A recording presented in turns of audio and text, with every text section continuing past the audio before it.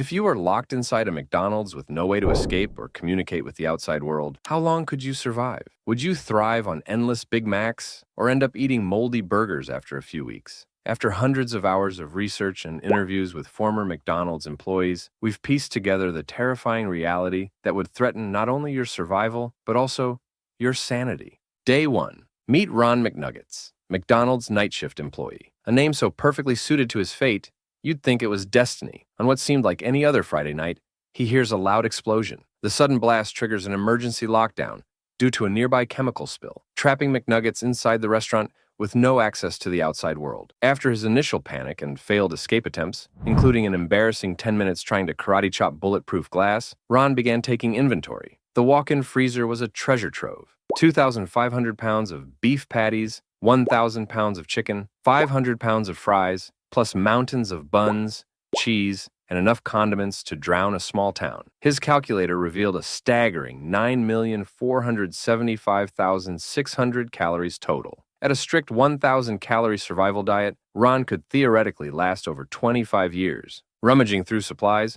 Ron discovered a toolkit, a basic first aid kit, and industrial cleaning chemicals. Most importantly, buried in a forgotten Happy Meal bin, he found a chunky purple Grimace toy with an eternally optimistic smile. "Well, Grimace," Ron said, propping his new roommate on the counter, "looks like we're going to get really tired of each other." That night, attempting sleep on a plastic booth that felt like medieval torture furniture, Ron had no idea his McDonald's paradise was about to become a caloric wasteland. Days 2 to 3. The harsh morning light revealed Ron's first problem: no running water. The city had cut utilities to the contaminated zone. In a frenzy, he drained every liquid source. 85 gallons from soda fountains, 50 gallons of lukewarm coffee, even the murky water from the mop bucket, which he labeled emergency use only in permanent marker. His 135-gallon reserve, rationed to half a gallon daily, gave him roughly 270 days, assuming he didn't spill, waste, or need extra for the inevitable hygiene disasters ahead. Ron channeled his inner home improvement guru, converting booth cushions into a surprisingly comfortable bed and stuffing napkins into bags for pillows. When the toilet stopped working, he MacGyvered a composting system from storage bins, complete with odor control layers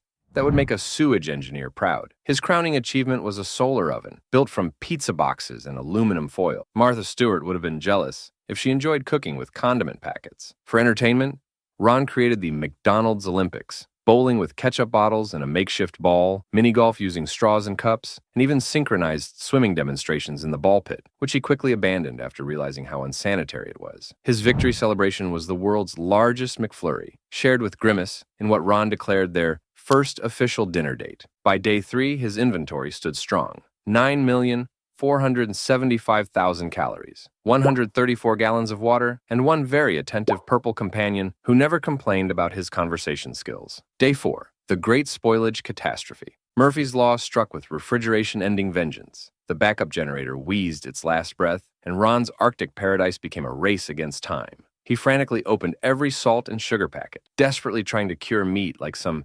deranged pioneer. The grill's dying heat became a smokehouse as Ron channeled his inner caveman, turning the restaurant into a post-apocalyptic delicatessen. Bread was cubed and toasted into what Ron optimistically called gourmet croutons, while fruits and vegetables got the sun-drying treatment. But the losses were devastating. Dairy products became science experiments, ice cream turned into sticky puddles, and the dessert case looked like a battlefield after a food fight. The brutal arithmetic was undeniable. 75% of his hoard spoiled within 48 hours. His revised count of 3 million calories meant his daily ration dropped to a measly 1,200 to 1,400 calories. "Well, Grimace," Ron sighed, "looks like our all-you-can-eat buffet just became a very sad prefix menu." Days 5 to 30, loneliness began rewiring Ron's brain. His daily conversations with Grimace evolved from joking asides to full-blown debates about menu planning. "What do you mean you don't like ketchup sandwiches?" Ron would argue.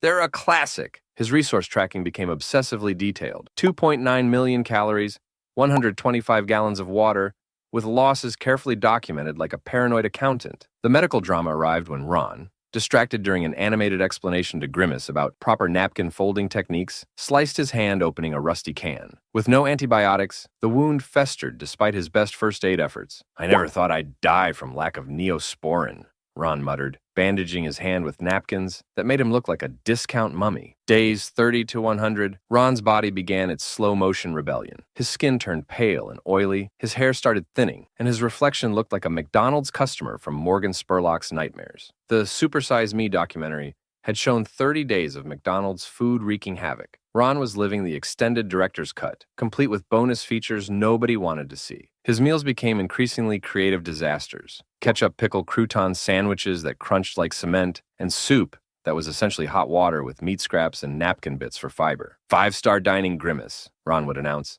though his enthusiasm was wearing as thin as his body weight. Resource management became his obsession. 1.8 million calories, 80 gallons of water, and a growing suspicion that Grimace was silently judging his cooking. His attempts at fermenting vegetables resulted in what could charitably be called biological warfare, forcing him to air out the restaurant for 3 days. Days 100 to 300. Winter transformed the restaurant into Ron's personal ice age. He insulated walls with cardboard and built a fireplace from broken furniture that would have made a Boy Scout weep. Functional, but barely. His solar oven became a seasonal decoration under perpetually gray skies. By day 156, the last drop of his precious soda coffee cocktail was gone. His resource board read like a countdown to catastrophe. 35 gallons of water, 900,000 calories, and one increasingly chatty purple friend. Rainwater collection became Ron's part-time job, celebrated like winning the lottery when successful and mourned like a funeral when the sky stayed dry. His crowning survival achievement was the Great Bug Farm experiment, using food scraps to cultivate protein-rich insects that he named and befriended before reluctantly eating. When winter killed his six-legged livestock, Ron held a surprisingly moving memorial service. They gave their lives for science, Grimace, and also because I was really hungry. Meals now consisted of archaeological excavations through moldy bread, searching for edible portions, while maintaining a running commentary that would have impressed nature documentary narrators. Here we see the desperate human, carefully separating mold from sustenance, while his plastic companion questions his life choices. Days 301 to 384. The endgame arrived not with drama, but with the quiet arithmetic of depletion. Ron's world shrank to the space between booths. His conversations with Grimace became increasingly philosophical, and his resource tracking devolved into tragic poetry. Water, 3 sad cups. Calories, whatever crumbs the mice haven't found. Hope, Grimace's eternal smile. He moved his purple friend to different locations for variety in the scenery, creating elaborate backstories about their adventures. Sometimes Ron couldn't remember if conversations with Grimace had happened yesterday or 3 weeks ago, but consistency felt less important than companionship. His final culinary creation was what he called Desperation Surprise. Bread molds scraped clean and mixed with the last ketchup packet, consumed with the solemnity of communion and the taste of defeat. Day 384. The final entry. Ron woke unable to move, his body finally declaring bankruptcy after 13 months of survival accounting. His last resource check was brutally simple. Calories, gone. Water, gone. Friend, still here. He positioned Grimace in the morning sunlight one final time and managed a weak smile. "You know what, buddy?" Ron whispered, his voice barely audible in the empty restaurant. "We actually made it longer than most people stay employed here." As sunlight filtered through grease-stained windows, Ron closed his eyes. The numbers told the story. 384 days of survival against impossible odds, fueled by processed food, pure stubbornness, and the unwavering support of a Happy Meal toy who never once complained about the service.